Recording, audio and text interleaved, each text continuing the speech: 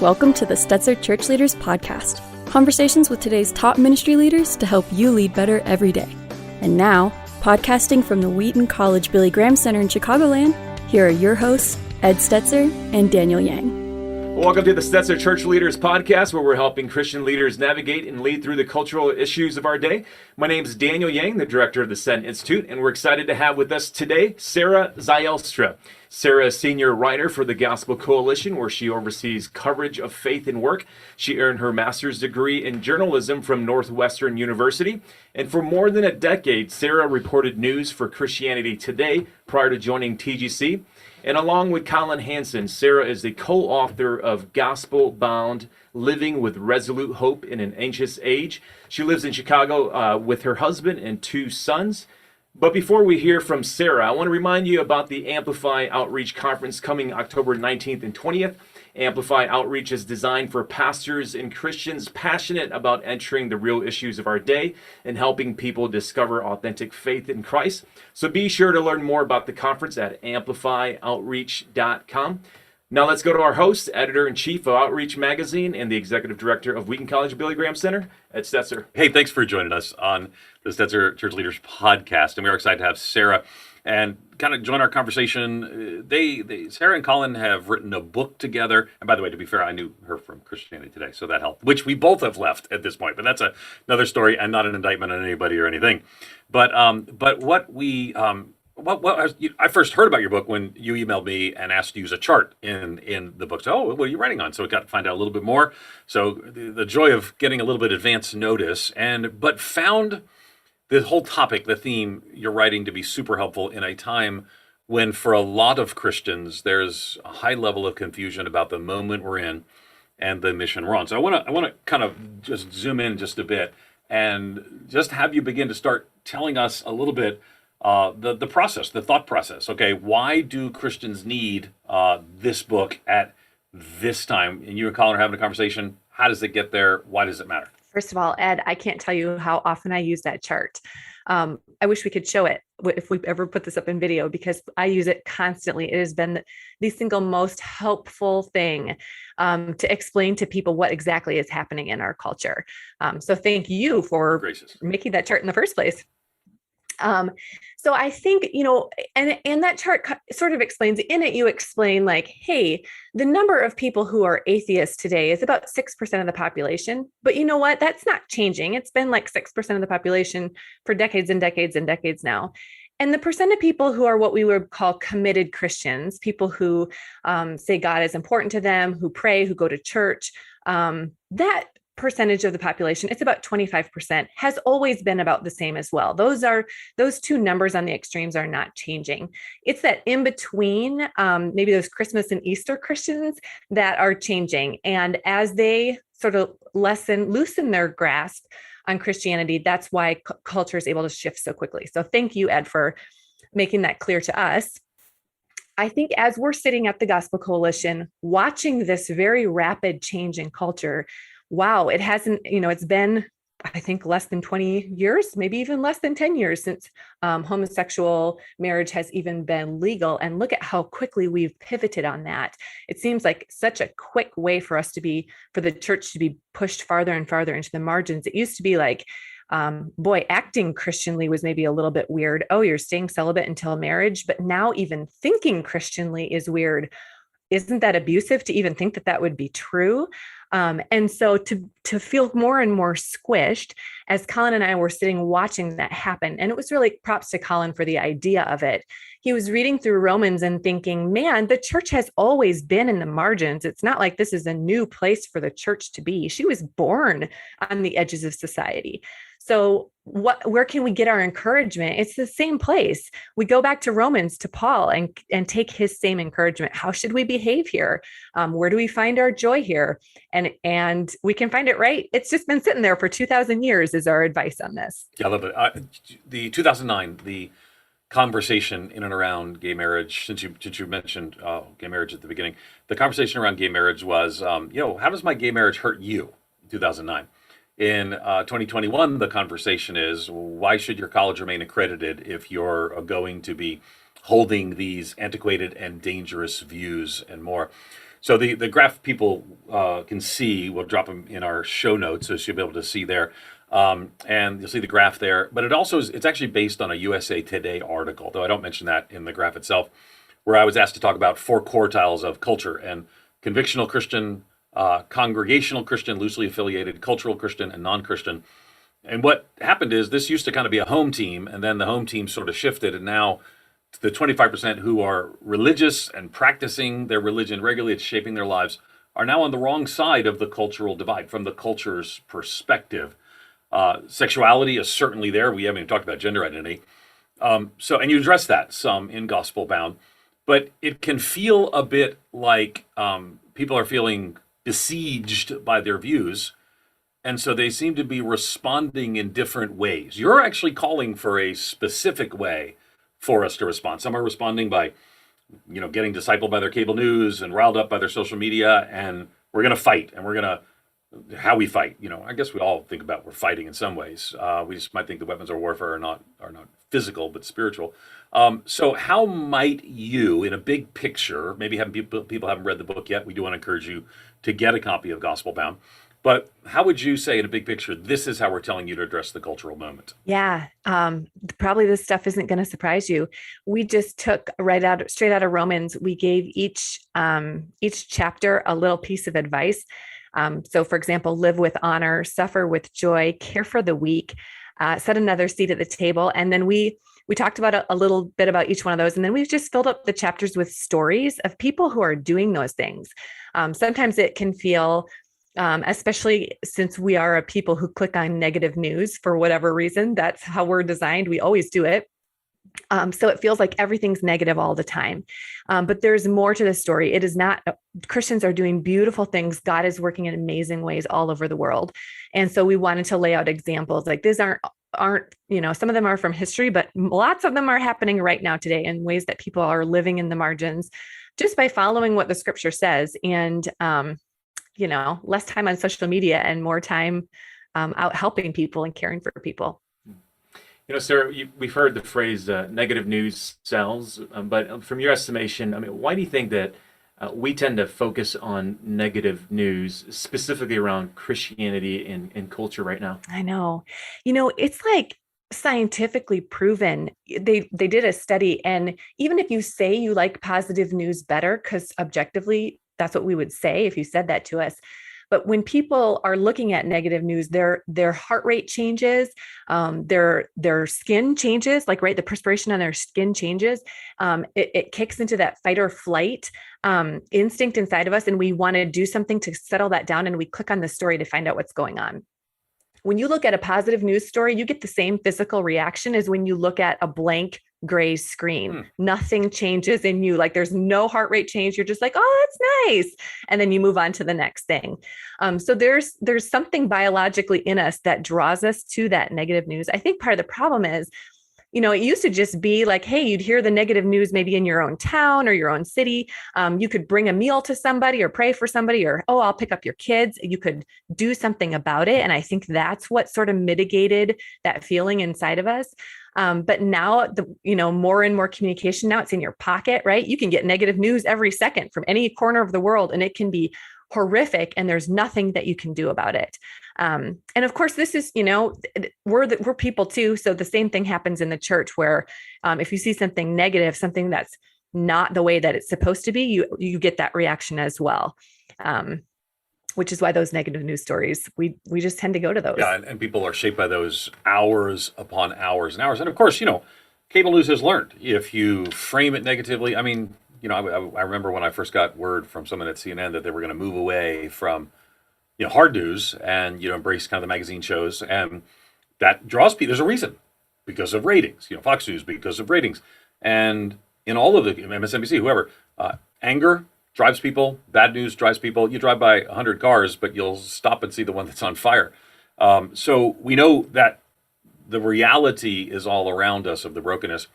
But you're calling Christians, you and Colin are calling Christians and again, the book is Gospel Bound. You note that I'm quoting from the book, the key to living with resolute hope, and that's an important phrase throughout, the key to living with resolute hope is to think big and small at the same time. So how can you think big and small at the same time. You're talking out both sides of your mouth, Sarah. Let's just be honest. What does that mean? How's that work?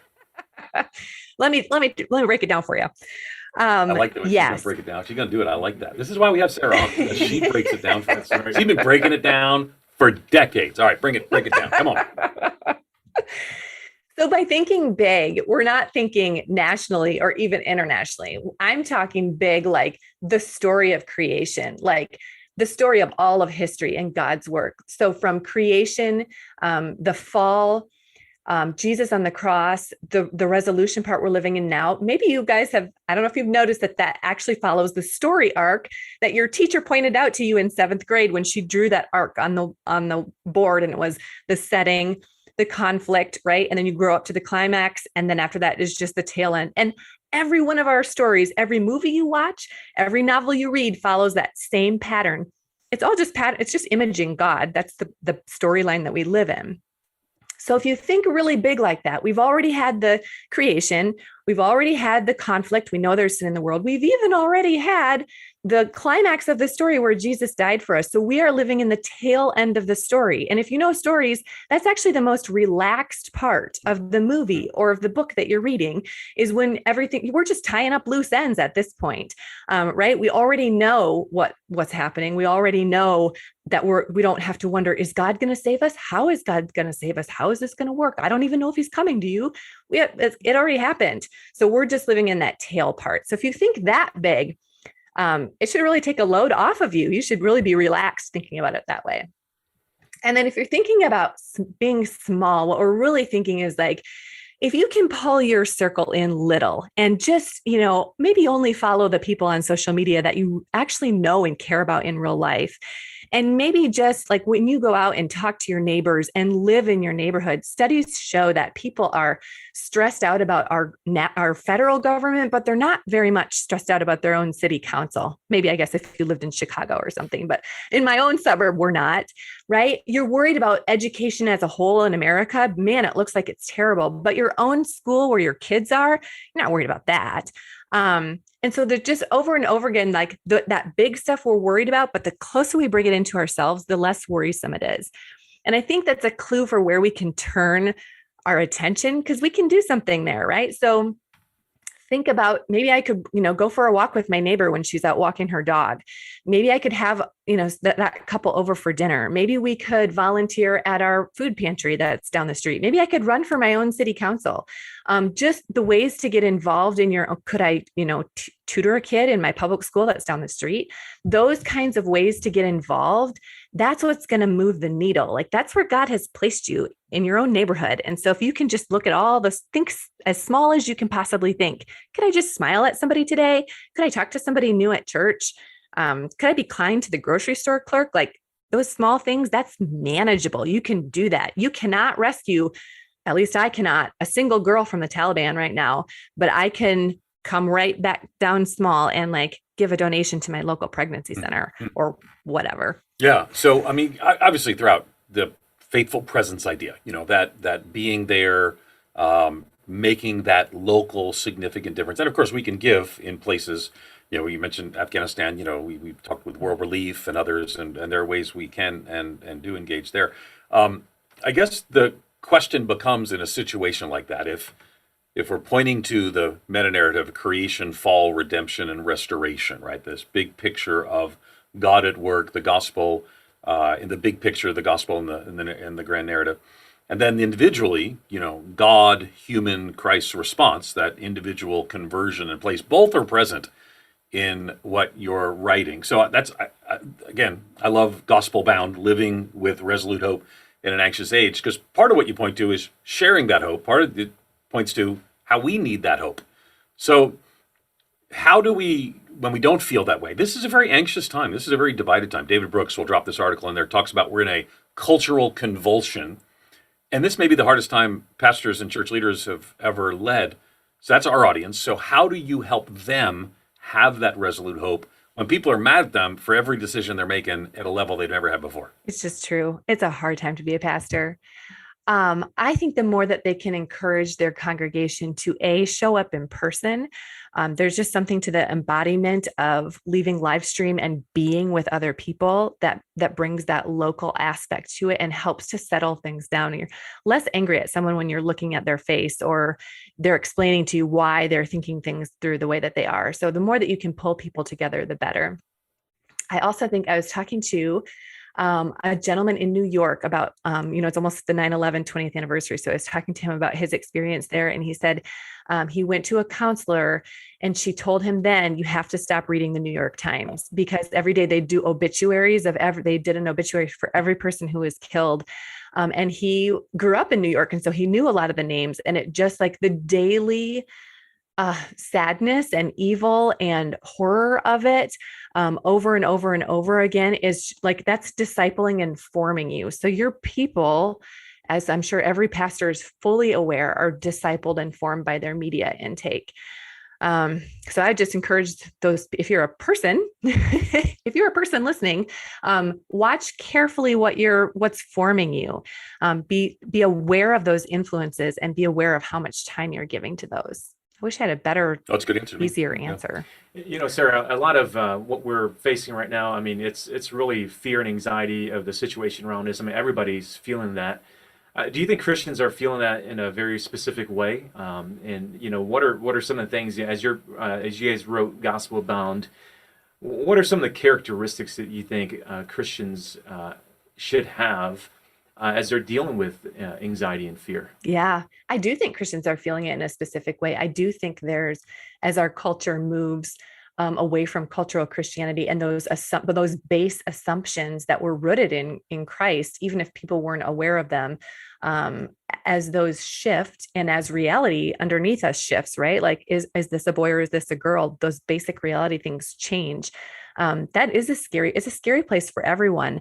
But especially if you're going to be on the wrong end of a viral social media post, or you said something wrong, and now the whole world is coming after you. That's a really scary place to be. So I think that anxiety is real, and I don't think that it is wrong. I think Christians who can root themselves in the Bible, who can spend their time praying every day, who really hold on to those spiritual practices, and then who walk those out, who choose to live with honor, who choose to keep their sex inside of marriage, who choose to suffer with joy, who choose to pray for their enemies, who choose to, care for the weak and do those hands-on things. Those are all hallmarks of Christianity. That's just what followers of Jesus will look like. The book is Gospel Bound, Living with Resolute Hope in an Anxious Age. Sarah, as you give some examples, and one of my favorite things about your writing is your rich use of story. Colin's okay too, but I talking about your writing here for just a moment. Colin's got a lot of words, but anyway, he does have a lot of words. He does got a lot of words. So and it's actually funny. I was the first time I was ever in Christianity Today was a article by Colin, which basically says the North American Mission Board declined to make Ed Stetzer available for comment because of the controversy that was involved in the article. So I'd like to thank Colin for that first mention in any national news story. I think he was 12 at the time or something. But people are all going to Google it, but it's related to the Rise and Fall of Mars Hill podcast. So one of the stories you include your book in the book was how a predominantly white church merged with a predominantly black church in Iowa. And it's kind of a great story. So tell us more about how the relationship began, what was the result, and just unpack the story for us, because I think it points to the kind of thing you're talking about in Gospel Bound. Oh, yeah. Yes, I love this. There's a bunch of good stories in here, but this is one of my favorites. So I'm glad you asked. Colin actually met these guys at a TGC event in Iowa. And as he was listening to them, he's like, we have to tell this story. This is insane. So there's a city in Iowa that's called Cedar Rapids, and it's almost entirely white. Most of Iowa is white. That's just the farmers who settled there. And then when the Great Migration came up from the South, they went to cities to get jobs, and there just is not a lot of African Americans in Iowa, and there's not a lot in this town. And so there was a pastor in this town, and his name was Daniel, and he pastored a predominantly white church, but he really wished his church was multi-ethnic because he wanted it to look like the kingdom of God. But so he talked to his people about it. He preached the gospel. He was trying to reach out, but no matter what he did, very, very few African-American people would walk in the door. And there was another pastor in this town, and his name was Rod. And he had an African-American church in this town. And I love him the most because he said, I really wanted to reach out to my city. And I knew in order to do that, we were going to have to reach white people too. And I just give him props for that, because especially in a city that's almost all white, to have at least one sanctuary, a place where your culture can be really free. And that, I just feel like to give that up is like props to them. That's a big sacrifice. So he's also trying to do the same thing. And these two guys became friends with each other, and it wasn't a big deal. This is like pastors all over. They'd get together once in a while and pray. And then after a while of praying together, and they weren't praying to join, they were just praying like, hey, you've got this church, I've got this church. Let's talk about our families and let's pray together once in a while. And then they started doing a pulpit swap. Once in a while, one would preach at the other guy's pulpit, and everybody liked that. And then they decided to do an Easter service together. And so these two guys are sitting in the empty pews watching their choirs join and practice together. And one of them, the pastor of the Black church, was saying, both these churches are growing and healthy, by the way. This Black church pastor is saying, we're getting too big for our space. It's also old, like our people, we need elevators and stuff. So I need a different place, but everywhere I look is too big and too small. It doesn't fit. I was just looking at this other place the other day, and it was just too big. It just won't work for us. And I'm getting really discouraged. And the white pastor, Daniel, looked over at him and he said, it wouldn't be too big if we did it together. And there was a moment of silence. And Daniel thought, I am the world's biggest idiot. I can't believe I opened my mouth and said that. Why would I, we've never talked about this before. Why would I just offer this out of the blue? He probably thinks I'm ridiculous. But Rod looked back at him and he said, I was actually thinking the same thing. Wow. So these pastors went back to their wives and said, what if we joined our churches? Which is so weird. You hear of churches joining, but almost always either one or both is dying and is in trouble. So to have two churches that are both growing come together is just totally off the wall. And then their wives said, okay. And then they went to their councils, and their councils also said, let's explore it. Let's be open to this. And then they went to their congregations, and it was above 90% approval rate from both congregations that they would join together. So they came together in one church. It was rough. I'm not telling you it was easy. They each had their own stories to tell. The worship was very difficult, as you can imagine, to get that exactly right. They managed to keep all the staff. And they started working together. And then I called them. I don't know if you guys remember the derecho that went through Iowa last year. I called them when that happened. And I was like, you guys okay? Because it knocked over every tree in their town. And they were like, oh yeah, what we did with our old campus is they've been doing outreach out of they moved into the bigger church. And so they had a smaller church and they left and they turned it into an outreach center. And people could plug in there. They were running meals out of there for people. They were passing out water bottles. They're like, we have just been able to do so much with this other campus. It's just a beautiful way of God moving in an unexpected way. If they were just both open, and their merging has drawn a lot of interest and new people to their church. And now they're starting to feel more and more like a single unit, like a family together. It's good.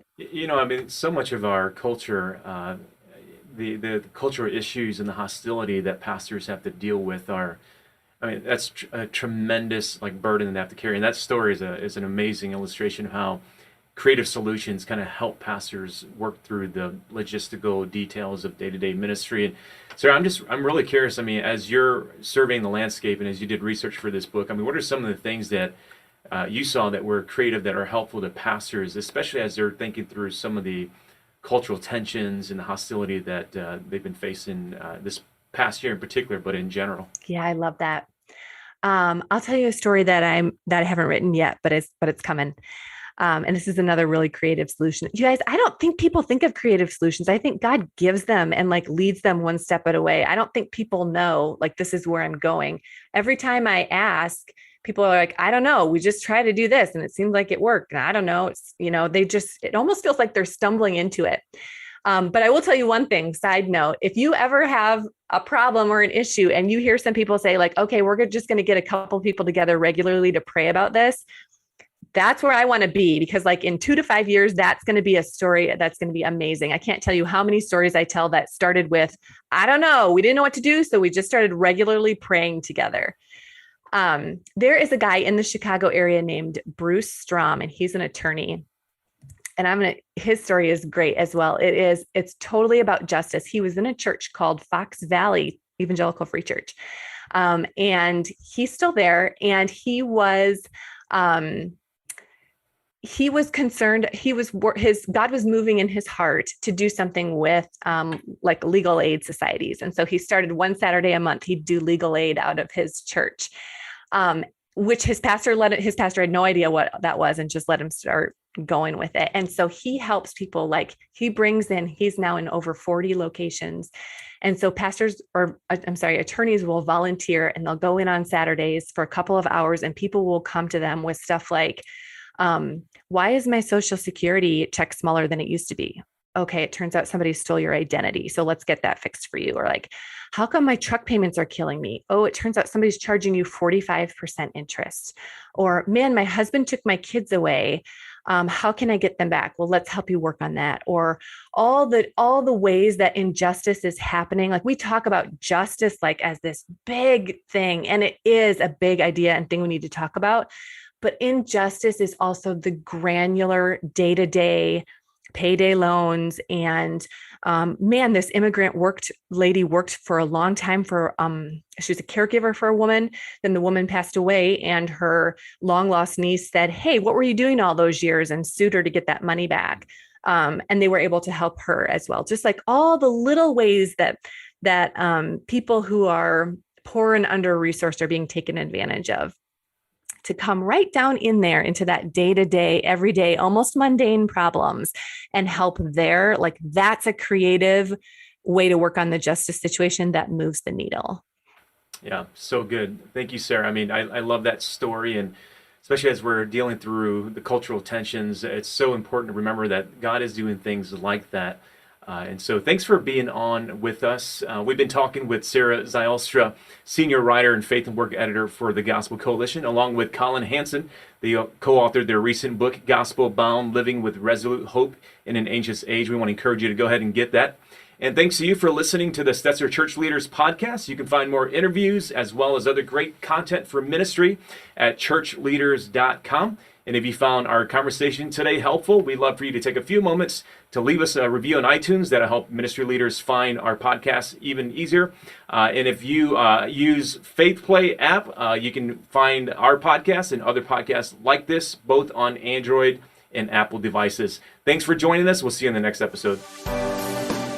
You've been listening to the Stetzer Church Leaders podcast. For more great interviews, as well as articles, videos, and free resources, visit our website at ChurchLeaders.com.